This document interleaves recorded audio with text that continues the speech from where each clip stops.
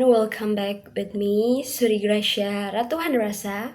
Today I will discuss a topic in American studies. Let's tell and discuss about immigration and the politics of belonging in American society. Immigration is not only about people moving to another country, it is also about identity, power, acceptance, and exclusion. Have you ever thinking maybe the question is who is considered a real American and who is not? And this discussion, the term politics of belonging refers to how society decides of how does not. But who belongs? Belonging is not just about having legal documents, it is also about being socially accepted. Many immigrants who live in the US for years still experience discrimination because of their accent, their religion, their skin color, and then their cultural background. This shows that belonging is shaped by social and political power, not only by law. And everyone can thinking a lot of their specific, like immigration policies play a big role in shaping belonging. Their government decides who can enter the country and who can stay and then who can become a citizen. So these policies create levels such as legal immigrant and undocumented immigration. These levels affect how people are treated in society. Often undocumented immigrants are seen as problems, even though many of them work hard and contribute to the economy. This shows that belonging is controlled by who have political authority. A real example of this issue can be seen in one of the video. It's still immigrants say they work for the Trump organization and believe that their status was known. So let's watching the video. Arrived in vans. They arrived in SUVs. Hi guys. Most of them co-workers, some of them friends. There were 19 of them, each with a story to tell. They all took the elevator to our studio. 3 elevators, in fact. What were all these people doing here? All of them wanted to talk about their years of working for Donald Trump's golf clubs. They also all have another thing in common. Raise your hand, how many of you are undocumented workers? And how many of you worked for the Trump organization? Raise your hand. All of you. All of them say they worked for Mr. Trump at his various golf courses in New York and New Jersey, some for more than a decade, despite being in the United States illegally, from countries including Mexico and Guatemala. They brought with them their work uniforms and stacks of pay stubs from their former employer. Jose Juarez worked as a waiter at Trump's Westchester Golf Club for 10 years and often served Donald Trump.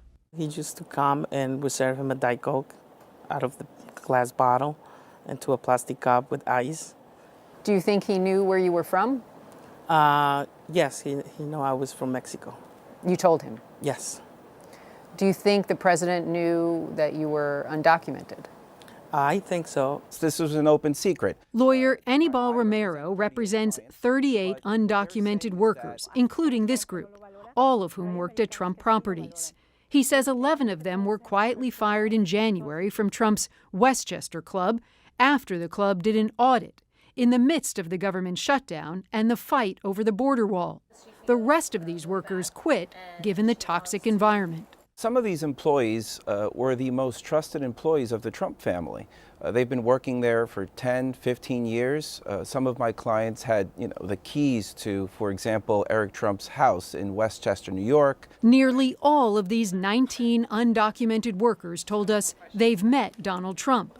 Sandra Diaz is from Costa Rica and worked as a housekeeper for 4 years at Trump National Golf Club in New Jersey.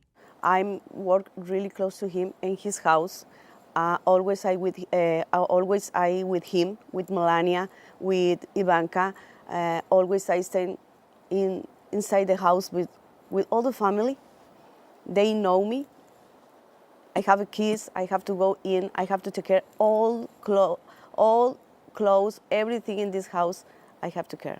Sandra told us she believes Donald Trump knew she was here illegally because he has to sign off on everything at the club. How do you feel when you hear the president say that people like yourselves shouldn't be in this country? I feel really bad. All of the workers paid taxes, but were not given benefits. Victorina Morales also worked at Trump's golf club in New Jersey as a housekeeper. For 5 years, she made Trump's bed and dusted off his golf trophies. Did you ever tell the management at the golf course that you were undocumented or that you didn't have the right paperwork? She told us yes. She told her supervisors, but was told legal papers didn't matter as long as she did the work. What documents, ¿qué papeles did you show when you applied for the job? Victorina says she didn't show any paperwork when she got the job, but in 2016 she was suddenly asked for legal documentation. She says when she told her manager she didn't have it, he got his cousin to take her to a house in New Jersey to get documents, and that her manager himself paid the $175 fee for her fake documents. There was another client I have in Westchester who presented fake documents, and he was told that they didn't look good enough. So they had him return 3 times to get fake documents that looked better. Did Donald Trump know where you were from, and do you think that he knew you were undocumented? Victorina told me Trump once asked her where she was from, and she told him Guatemala. She says the majority of housekeepers were undocumented and that Trump must have known. Margarita Cruz worked as a housekeeper at Trump's golf club in Westchester, New York for 9 years. What do you think when you hear Donald Trump talk about undocumented workers and how you shouldn't be allowed in this country, yet you worked at his golf club? Margarita says Trump is a hypocrite, that he says they are bad people, rapists and traffickers, but they are honest, hard-working people who worked hard for him. He's been benefiting from undocumented labor for many, many years. It's sad that he's been lying to the American people. Randy joins us now. Has the Trump Organization had any response to what those workers told you? Anderson, we reached out to the Trump Organization several times asking for a response to the fact that these allegations and also the fact that the Trump Organization has been employing these undocumented workers for years. We didn't get a response, but the Trump Organization has responded to the New York Times, which has also done some reporting on this issue, telling the Times they have strict hiring practices and that if an employee submits false documentation to circumvent the law, they will be fired immediately. Now, that's certainly not what these workers told us happened in their case. And that statement to the New York Times, Anderson, certainly doesn't answer our question, which is, did Donald Trump know that these undocumented workers were working for him as he was publicly railing against them? Right. Also, one other note, most of the workers in our story, they're all facing deportation because, as you know, there is no plan for those 11 million plus illegal immigrants in this country. Only one of them now has legal permanent status. That's Sandra Diaz, but she didn't get it until long after she left Trump's golf club in New Jersey, Right. Anderson. Okay, everyone. So after watching the video, this case shows how undocumented workers are often accepted when their labor is needed, but included when their illegal status becomes politically innocuous. Media also shape public perception of immigrants. Immigrants are often portrayed as dangerous, poor, or a burden to society. A real example can be seen in the previous video where undocumented workers say that they had worked for powerful institution but still felt included and vulnerable. This shows that immigration are often accepted for their labor but not fully accepted as member of society. This reflects the inequality of power between employers and undocumented workers. And many people believe that immigration in American society is not only about borders, right? It is about who is included and then who is excluded. You can